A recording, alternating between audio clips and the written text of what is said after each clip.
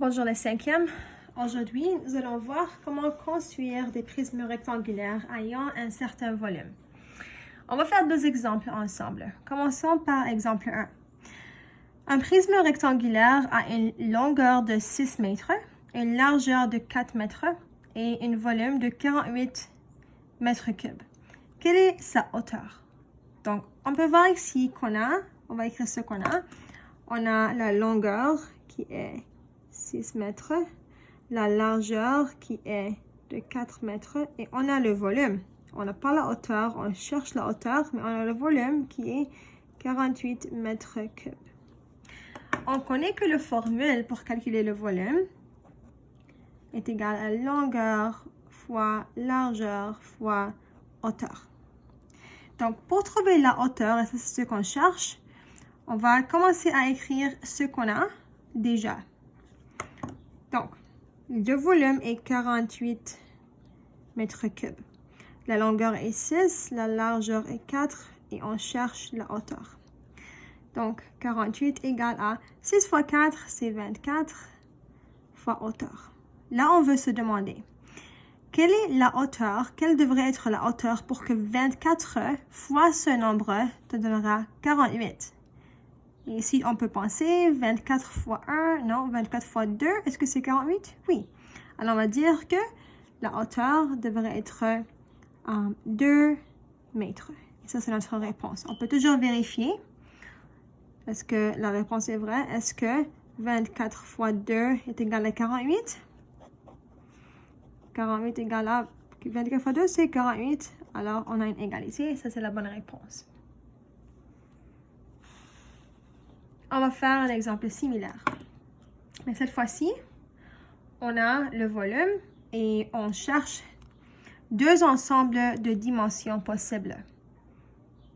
Donc, on dit ici que le volume est 60 mètres cubes. Quelles trois dimensions, longueur, largeur et hauteur, te donneront un volume de 60 mètres cubes? On va écrire la longueur, largeur et hauteur pour écrire trois ensembles de dimensions. Alors ici, je vais écrire ensemble 1 et ensemble 2.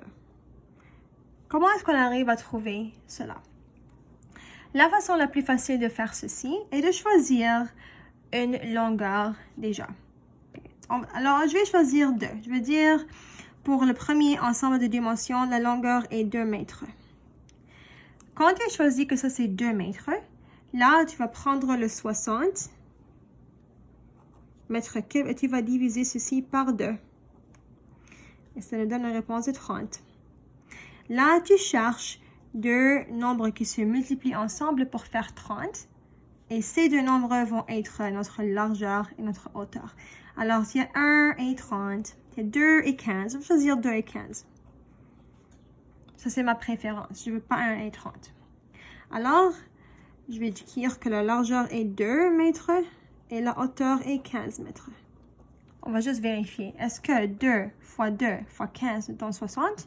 2 fois 2, c'est 4. 4 fois 15, c'est 60. Alors, ça fonctionne. Pour la deuxième, je vais choisir la même longueur. Alors, je vais faire la même chose ici. J'ai 60 divisé par 2, qui est ma longueur. Et là, ça me donne 30. Maintenant, je cherche notre deux nombres qui se multiplient ensemble pour donner 30. Alors, je vais choisir 5 et 6. 5 fois 6, ça donne 30. Ces deux nombres vont être mes autres dimensions. 5, 6. Et là, on va essayer pour voir si ça a du sens. 2 fois 5, c'est 10. 10 fois 6, c'est 60. Alors, ces deux ensembles de dimensions me donnent un volume de 60 mètres cubes. J'espère que ça vous aide et à la prochaine.